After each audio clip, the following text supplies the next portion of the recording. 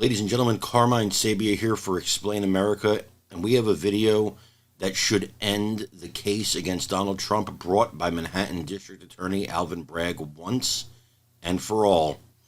It is a video he did with Hot 97, which is a woke progressive radio station in the New York City area. Those of us from the area are well aware of this radio station. Now, he was on a morning show when he was campaigning for district attorney. He was not yet district attorney, not privy to the facts, and the hosts, they wanted to know the answer to a very simple question. Are you going to get Donald Trump? I want you to listen to Alvin's answer. You got Ebro, that's me. You got Rosenberg. Laura Stiles is on maternity leave, and we are together with Alvin Bragg today, running for Manhattan District Attorney to try to remove Cy Vance, I think, whose Cy's been sitting on the gig for a couple of decades. Right, Alvin? He's a decade. He's going on 12 years at the end of his term. So 12. So I have my issues with Cy Vance, and there's things that I believe he hasn't done well. But one of the things leading into this vote for the Manhattan District Attorney's office, I know a lot of people are wondering, whoever has this job, are they going to convict Donald Trump? Look, that is the number one issue. We know he's investigating. And what I'll say is I was the first to announce against Cy Vance. I, too, have a lot of issues, which is why I decided to run.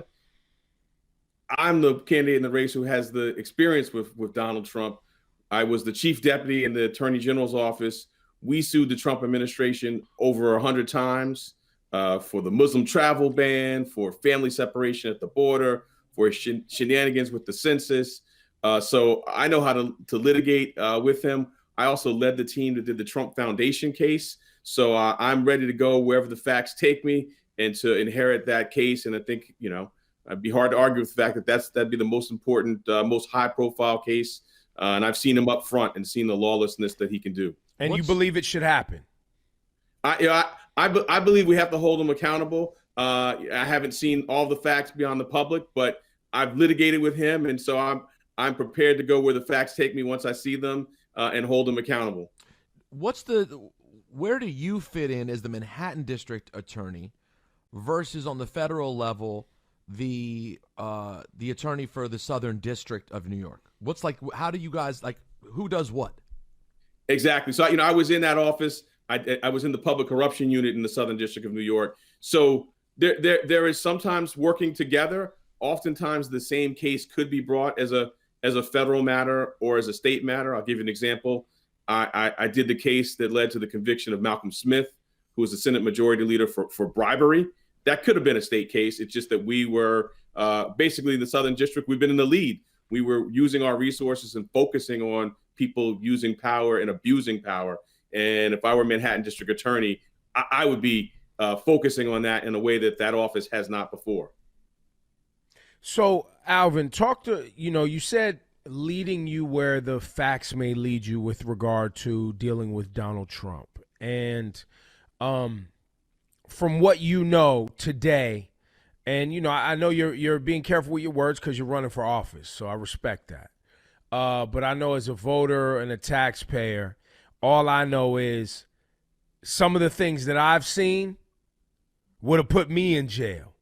So how is it not going to put someone at his level in jail? Now, I know the answer is he's an old white man and he's got a lot of money and he was just coming out of the office of president. But that doesn't sit well with me as a citizen of the United States and a resident of, this area. No doubt. You're right. So I'm being careful, not so much because running for office, but because every case does have to be judged on its facts, and I don't know all the facts, right? And so I've been doing this for 20 plus years, so I want to be fair. But with that said, there is a lot that's out there publicly. I look at what the Attorney General is looking at as a civil case, which could become a criminal case at the Manhattan DA's office, where on the one hand, he's saying, hey, look, this piece of land is worth $1 when I want to go pay taxes, taxes on it. But when I want to go get a loan, all of a sudden it's worth $1 million. right? That and is that's public, but that's public information that he did that. And so what I'm saying, that's why I'm focusing on that. That kind of conduct right there could definitely be the basis for a case. I've done a mortgage fraud case. I've gone to trial. I've done a tax fraud case. That kind of conduct right there is deeply troubling. And that's what I'm thinking about when I say, holding him accountable. So yeah, you are right. We got two standards of justice. Harvey Weinstein, Jeffrey Epstein. Being a rich old white man has allowed you to evade accountability in Manhattan. That includes Trump and his children. They were engaged in fraud in a Soho real estate deal, his children. So you're right. We got two standards of justice. I grew up in the second standard in Harlem. I know all about it. And you're right. I'm being a little careful because I don't want to prejudge. And then I get in the office and the first motion I get from the Trump team is I got to recuse myself because I prejudged the facts. But you're right. There's a lot out there in the public domain that is so troubling. And I say that not just as someone who's watching it, but as someone who's done these kind of cases, someone who's litigated with Donald Trump about fraud. And by the way, and won, right? We held him accountable in the Trump Foundation case. My office did the Trump University case. So I've seen a pattern of lawlessness over 20 years. And so I'm inclined to believe all I see in the public domain and know that and believe that there's a path forward there to make a case. So he says all the right things. He's going to go where the facts lead him. But he sends off the dog whistles. He lets you know where he believes the facts will lead him because he's already decided where the facts will lead him. He's talked about how successfully he's prosecuted the Trump organization and touts his credentials with that. What is he saying? I can get Trump. I can get Trump. And you listen to the hosts. They're no better, of course. They're no legal scholars. They just want Trump in prison. But what struck me was Alvin Bragg calling Trump, taking a cue from one of the hosts, and calling Trump a rich, old white man.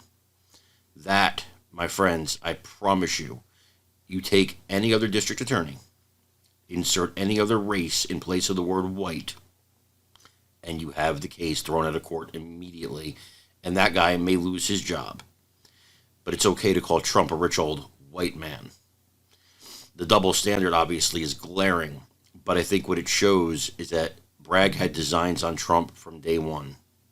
Now, let's see if this judge, Judge Marchand, does what any first-year law student would be able to do in this situation and knock this case right out of his courtroom. Folks, again, I'm Carmine Sabia. This is Explain America. Please make sure you like, comment, share, and subscribe. We'll keep bringing you the truth every single day. We love you guys. God bless you. Take care, everybody.